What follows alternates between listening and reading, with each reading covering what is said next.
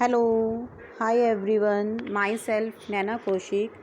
Today we discuss about the chapter National Income. In your 12th class economics, there are two economics. First is macroeconomics and second is Indian economy. First of all, we study this chapter of national income of macroeconomics, and this chapter is very important, and I will read you this chapter from PPT, and this PPT I made myself, and it's become very easy to understand this chapter with PPT. And so let's start.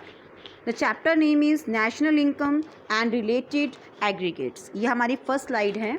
इस chapter को total मैंने 15 slides में cover करा है, और 15 slides में total जितना भी आपका मैक्सिमम पार्ट था वो मैंने डिस्कस करा है। इसमें आपके बुक में चैप्टर दिया लेंथी दिया हुआ है, लेकिन आप ये 15 स्लाइड्स को अगर पढ़ते हैं तो आपको इस चैप्टर के बारे में टोटली नॉलेज मिल जाएगी। तो देखो हम कैसे करेंगे इसे। हम इसकी फर्स्ट स्लाइड पर मूव करते हैं।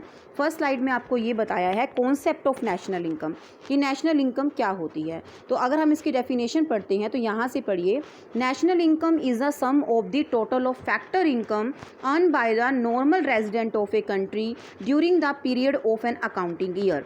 एक अकाउंटिंग ईयर में हम जब भी किसी कंट्री की नेशनल इनकम निकालते हैं, सबसे पहले आपको इस बात का ध्यान देना है, वो 1 अकाउंटिंग ईयर की निकलती है। जैसे कि आपके अकाउंट्स में फाइनेंशियल ईयर 1 अप्रैल से लेकर 31 मार्च तक का होता है, ऐसे ही जो नेशनल इनकम कैलकुलेट करते हैं वो 1 अकाउंटिंग ईयर की कैलकुलेट करते हैं। लेकिन जब भी आप नेशनल इनकम कैलकुलेट करोगे, you have to take only the factor income. ये मेन पॉइंट है कि आपको ओनली फैक्टर इनकम लेनी है, और वो फैक्टर इनकम भी किसकी लेनी है, earn by the normal resident of the country during the period of an accounting year. तो इन शॉर्ट में कहने का मतलब ये हुआ, while you calculating the national income of your country you have to take only the factor income, and factor income earned by the, वो factor income किसने earn करी हो, उस पर्सन ने करी हो जो पर्सन हमारी कंट्री का नॉर्मल रेजिडेंट है। तो आगे देखो मैंने यहाँ से लिखा है, this definition of national income convey 2 important point. First point है कि नेशनल इनकम में ओनली आपको फैक्टर इनकम लेनी है, और सेकंड पॉइंट ये है कि नेशनल इनकम में आपको उस पर्सन की इनकम लेनी है जो पर्सन हमारी कंट्री का नॉर्मल रेजिडेंट है। तो इस स्लाइड को पढ़ने के बाद हमारे माइंड में 2 क्वेश्चन आए। अब ये फैक्टर इनकम क्या होती है, क्योंकि हमने अभी ये डिस्कस किया कि नेशनल इनकम कैलकुलेट करते हुए हमें ओनली फैक्टर इनकम लेनी है, और फैक्टर इनकम भी किसकी लेनी है, उस पर्सन की लेनी है जो पर्सन हमारी कंट्री का नॉर्मल रेजिडेंट है। तो यहाँ से क्वेश्चन ये अराइज होता है कि फैक्टर इनकम क्या होती है और किस पर्सन को हम अपनी कंट्री का नॉर्मल रेजिडेंट कहते हैं। तो हम अब नेक्स्ट स्लाइड पर मूव करते हैं। नेक्स्ट स्लाइड में देखो आपको मैंने ये बताया है थर्ड स्लाइड में कि फैक्टर इनकम क्या होती है। देखो यहाँ पर लिखा हुआ है फैक्टर इनकम क्या होती है। Factor income are those income which are receive by the factor of production. जब हम प्रोडक्शन करते हैं तो उसमें हम फैक्टर भी यूज़ करते हैं और नॉन फैक्टर भी यूज़ करते हैं। प्रोडक्शन करने में हम लैंड यूज़ करते हैं, लेबर यूज़ करते हैं, कैपिटल यूज़ करते हैं, एंटरप्रीनियरशिप यूज़ करते हैं। ये आपने 11th क्लास में पढ़ा था। By rendering their service, factor income are the different from the transfer income. देखो 2 इनकम होती है, एक होती है फैक्टर इनकम और एक होती है ट्रांसफ़र इनकम। ट्रांसफ़र इनकम वो इनकम होती है that which is receive by a person as a help, donation और चैरिटी। देखो ट्रांसफ़र इनकम वो इनकम होती है जो 1 साइडेड होती है, जो आपको ऐसे ही रिसीव होगी है, किसी ने आपकी हेल्प करने के लिए या किसी ने आपको डोनेशन दी, मतलब ट्रांसफ़र इनकम आपने अर्न नहीं करी है। जो ट्रांसफ़र इनकम होती है वो हमारी अर्नड होती है, वो हमारी 1 साइडेड पेमेंट होती है जो आपको रिसीव हुई है एज अ हेल्प, डोनेशन और चैरिटी। लेकिन जो फैक्टर इनकम होती है वो अर्नड इनकम होती है। अब आपको यहाँ से फैक्टर इनकम और ट्रांसफ़र इनकम में डिफरेंशिएट करना क्यों ज़रूरी है, क्योंकि जब भी आप नेशनल इनकम कैलकुलेट करोगे, while you calculating the national income you have to take only the factor income. आपने ट्रांसफ़र इनकम को इग्नोर करना है, तो इसलिए आपको डिफरेंशिएट करना होगा कि फैक्टर इनकम कौन सी होती है और ट्रांसफ़र इनकम कौन सी होती है।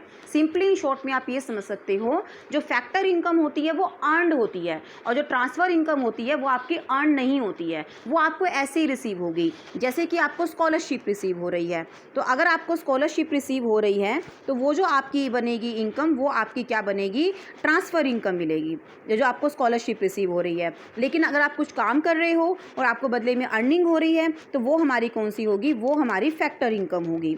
देखो लिखा हुआ है transfer income are not included in estimation of national income.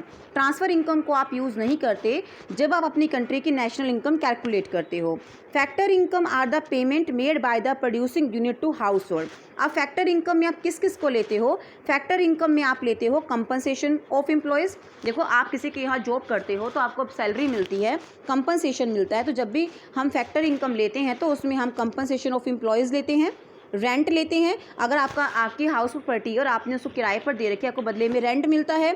Third point है इंटरेस्ट। अगर आपने किसी को कैपिटल दे रखी है, यूज़ करने के लिए पैसा दे रखा है, तो आपको उसके रिटर्न में क्या मिलेगा? इंटरेस्ट मिलेगा या प्रॉफिट। अगर आप अपना बिजनेस खुद करते हो तो आपको क्या मिलता है? प्रॉफिट मिलता है। तो फैक्टर इनकम में हम क्या क्या इंक्लूड करते हैं? फैक्टर इनकम में हम कंपनसेशन ऑफ एम्प्लॉय लेते हैं, रेंट लेते हैं, इंटरेस्ट लेते हैं और क्या लेते हैं? प्रॉफिट लेते हैं। तो आप इस स्लाइड में, जो हमने थर्ड स्लाइड कवर करी है, इसमें आप ये समझ सकते हो कि फैक्टर इनकम के बारे में हमने क्यों डिस्कस करा। फैक्टर इनकम के बारे में हमने इसलिए डिस्कस करा क्योंकि जब भी हमने अपनी कंट्री की नेशनल इनकम निकालनी है तो हमने उसमें ओनली फैक्टर इनकम लेनी है। और फैक्टर इनकम में क्या आता है? Compensation of employees, rent, interest, profit. और इन शॉर्ट में आप समझ सकते हो जो फैक्टर इनकम होती है वो हमारी अर्नड इनकम होती है। मेन आपको इस बात का ध्यान देना है। लेकिन जो ट्रांसफ़र इनकम होती है वो हमारी अनअर्नड होती है और वो आपको ऐसी रिसीव हो गई है एज अ हेल्प, डोनेशन और चैरिटी। तो जब भी कंट्री की नेशनल इनकम निकालोगे तो आपने ट्रांसफ़र इनकम को नहीं लेना। तो आप देखो, हम नेक्स्ट स्लाइड पर मूव करते हैं। इसके बाद इससे नेक्स्ट स्लाइड है हमारी कि हम एक एग्जांपल ले रहे हैं कि फैक्टर इनकम और ट्रांसफ़र इनकम में क्या डिफरेंस है। आपको इस एग्जांपल से क्लियर हो जाएगा कि फैक्टर इनकम कौन सी है, ट्रांसफ़र इनकम कौन सी है।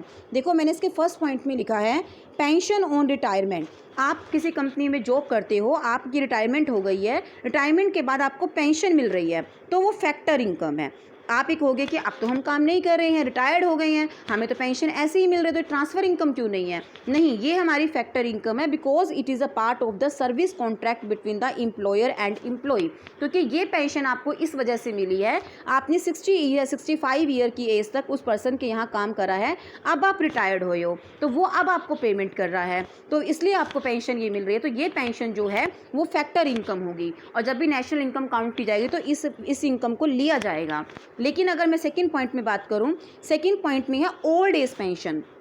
ओल्ड एज पेंशन वो पेंशन होती है जो गवर्नमेंट, हमारे देश की गवर्नमेंट जो है वो देती है उन पर्सन को देती है जिनकी एज 60 ईयर से प्लस है। तो अगर मेरी एज 60 ईयर से प्लस है और मुझे गवर्नमेंट से पेंशन मिलती है, सभी को मिलती है जितने भी हमारे एल्डर्स हैं, तो मैं उसके लिए कुछ काम नहीं कर रही हूँ, गवर्नमेंट मेरी हेल्प करने के लिए मुझे वो पेंशन दे रही है। तो अगर मुझे इस टाइप की पेंशन रिसीव हो रही है तो वो मेरे लिए ट्रांसफ़र इनकम है। तो आप इसमें दोनों में डिफ्रेंशिएट कर सकते हो कि अगर सपोज करो दोनों में हम अपना एग्जाम्पल लेते हैं, हमारी एज 60 प्लस है तो जो पेंशन मुझे मेरे एम्प्लॉयर से मिल रही है वो फैक्टर इनकम है। लेकिन जो पेंशन मुझे गवर्नमेंट से मिल रही है, गवर्नमेंट के लिए मैंने कुछ नहीं करा, गवर्नमेंट मेरी हेल्प करने के लिए मुझे पेंशन दे रही है, तो वो पेंशन मेरे लिए कौन सी इनकम होगी? वो पेंशन मेरे लिए ट्रांसफ़र इनकम होगी। तो आपको यहाँ से इतना